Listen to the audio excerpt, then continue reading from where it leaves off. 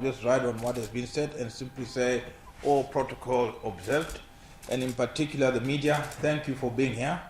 It's important that you're here because this is really your event. You know, it is to you that we look upon to essentially disseminate information in what is happening within football to the greater public itself.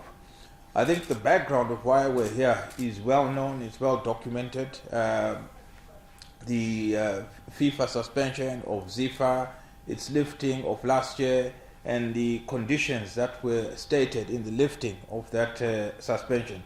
The important condition was a stipulation by FIFA itself that the NC and the SRC needed to sign an MOU regarding the management, let's put it that way, of their relationship going forward.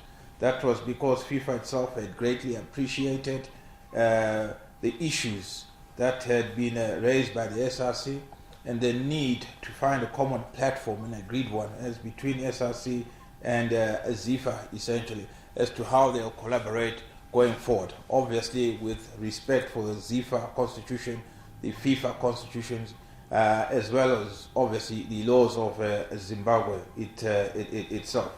So that MOU, that condition having been stipulated, there was no great rush to have it drafted and signed off, and that was deliberate. I think we needed to allow the normalization committee to do its work, to understand the issues that needed to be addressed, and to ensure that those issues were captured in the MOU itself.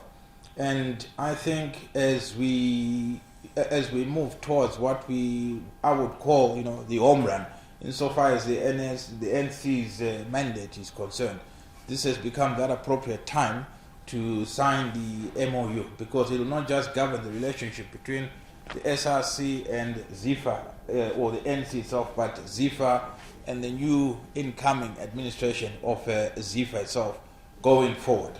So you'll find that the MOU, and I mean it will be shared with the public, but you'll find that it addresses several important issues. For us, the most important were governance issues related to the administration of football in this country. It addresses issues of sexual harassment, how that should be dealt with, the policies that need to be put into place. And if you recall, part of why or what led to the suspension of ZIFA itself was the actions that the SRC took in terms of endeavoring to deal with the sexual harassment allegations that had arisen at that point in time.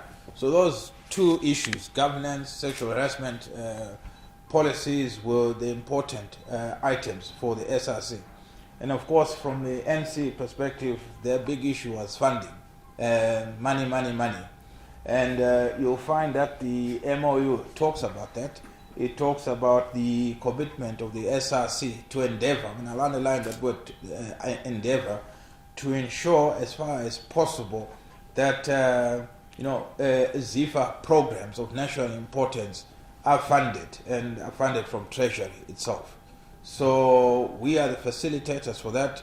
What happens at Treasury level is another issue altogether. But our commitment is to ensure as far as possible that we lobby for those funds to go into what is essentially our national sport.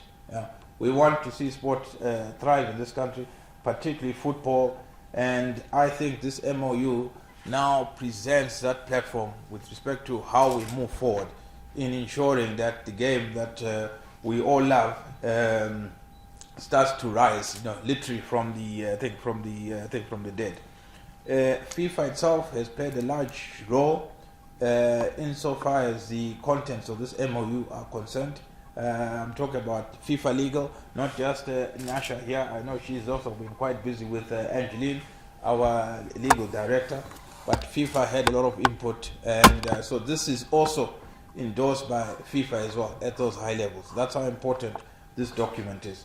It will define the relationship between the SRC and ZIFA going forward into the future, and not just for now. So those are my opening remarks, and and thank you once again.